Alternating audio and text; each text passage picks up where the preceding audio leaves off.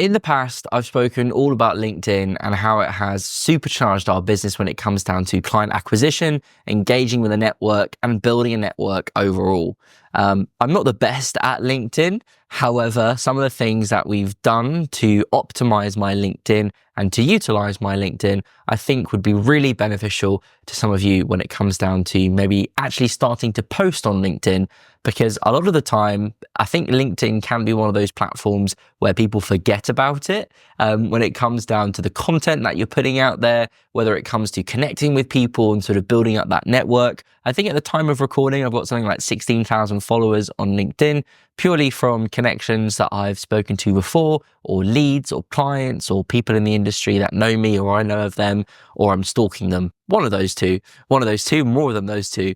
And LinkedIn has been amazing for our business. We started to use it maybe about 4 or 5 years ago, initially to cold outreach to clients when it comes down to new business and to engage with people in my network, maybe that I've met at conferences and things like that before. I think it's a great social media tool. I think some people can use it a little bit too corporately, but it's a little bit more corporate than like your Instagram profile or something like that, depending on the type of content that you put on your Instagram, of course. So when it comes down to LinkedIn, I think the most important thing is connect with as many people as possible. And I don't mean just going through the list and sort of connecting with random people here and there. Connect with people that you know, or you know of through a friend or someone like that you can have a genuine connection with. What is the most pointless thing is connecting with people or accepting connection requests with people that don't have anything to do with your industry. I believe there is a limit of a certain amount of connections that you can have on LinkedIn before you can't have any more. That was the case about 2 years ago. I don't know if it still is the case. So ensure that the people that you're adding into your network, I guess a little bit like your Facebook friend list, ensuring that those people in there are worthy of being so, serve a purpose and not just any Tom, Dick and Harry, is a number one point. Don't connect with too many cold people initially. LinkedIn are very hot on seeing activity as bots. So ensure when you do start to sort of ramp things up on your LinkedIn, you don't do it too quick. You don't want to get flagged because it's the worst thing. I've been in LinkedIn jail like 2 or 3 times now. It's not been fun, especially when a lot of our leads come from LinkedIn. It's like a shot in the foot because you can't do anything. You can't engage with anyone. People think you've been blocked or they've blocked you because your profile just vanishes for a few days until LinkedIn support come back to you. And with that being said, don't use any automation on your LinkedIn profile. It is not worth it. I've got so many recommendations from current clients and past clients on my LinkedIn profile. It's got everything about me, all of my personal branding stuff, all of my followers. It is worth a lot to me because it is a really good lead generation source for the business. So don't use automations and things like that. These automation companies will say that it's safe to use. I personally wouldn't touch it with a barge pole. Same thing when it goes to like engagement groups, engagement pods. They were the rage a few years ago on LinkedIn. Again, I wouldn't touch them with a barge pole. Send the post. If you post on LinkedIn often and you want your friends to engage with it, there's no harm in sending that post to them, asking them to engage. But when you're clearly liking for liking, commenting for commenting, it's just, people just write the strangest comments on posts. And you can really clearly tell that they're part of an engagement pod.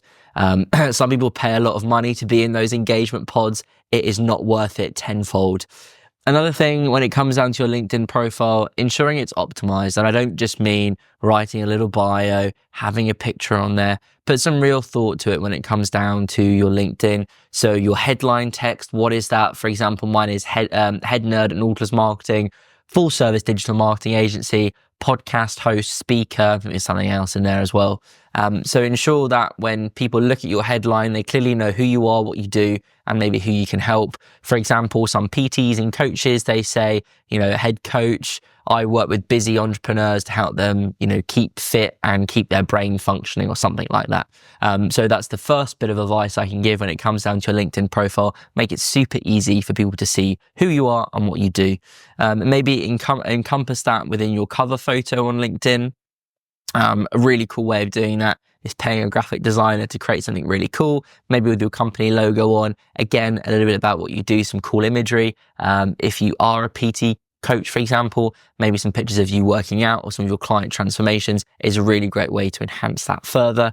And ensure that when it comes down to your bio on LinkedIn, your little about me section, you put a good amount of content there. You don't need to write pages and pages and pages, but have a good bio there. For example, if you do a lot of stuff with the press, for example, a nice bio about who you are and what you do. Don't write it in third person. Write it as it is you, because it is you. Don't put, Tom is a great entrepreneur and has all these businesses and does this. Make it personal, right? If you work for a big corporate and you don't need to use your LinkedIn profile for lead generation or anything like that, absolutely crack on, do what you need to do. My personal opinion is to ensure that your LinkedIn is as personal as possible, and the bio in your about me section is a great way to do that, because it builds trust, right? You can put a little bit of personality in there into who you are and what you do. Also, when it comes down to your work history as well, if you own a business, if you work at a business, you're an employee, you're a freelancer, again, put as much information within your work history as possible. Something that a lot of people forget about when it comes down to LinkedIn is the recommendation feature. Use it, abuse it. All of your clients send requests to do so. It's really easy to do on your actual LinkedIn profile. Again, when people are coming onto your LinkedIn page that you're prospecting for, they've seen who you are and what you do. If you can clearly show that you've got 50 testimonials and recommendations from your current clients, those people can actually read those. They can connect with those people, have a conversation about the recommendation that you gave them, or they gave you, sorry. Again, a really, really great way to enhance that LinkedIn profile further. And a final thing, probably one of the most important things, actually there's two more, your content. When you put content on LinkedIn, don't make it boring. Don't use ChatGPT to write all of your captions and all of your posts. It is very clear to people that they are written with ChatGPT. Make it personal. If you're using your profile to engage with your network, if you're using it to prospect new leads for your business, it needs to be personable. It needs to have your personality in there. Share a bit of your life. It's not Facebook. You don't need to be posting like what you got up to every minute of the day, but your travels, your family. If you have a cute dog, they go really well on LinkedIn, as I've recently found out. So ensure that you're utilizing the content that you're posting and allow people to build a rapport with you from your content that you post, and be genuine, right? A lot of the stuff I post on LinkedIn is very raw. I say things how it is a lot of the time. So when it comes down to posting that stuff on LinkedIn, I get a lot of engagement from doing so. Don't overpost too much. Again, you can spam people massively. And the final thing that I'll leave you with is connect with people within your industry. I've said it time and time again. I used to be one of those people that used to block my competitors on LinkedIn and feel very scared by competitors. As I said before, there are plenty of fish in the sea. There is enough leads for everyone. Build those relationships with your competitors and people that are in your industry, because you never know when they could help you out.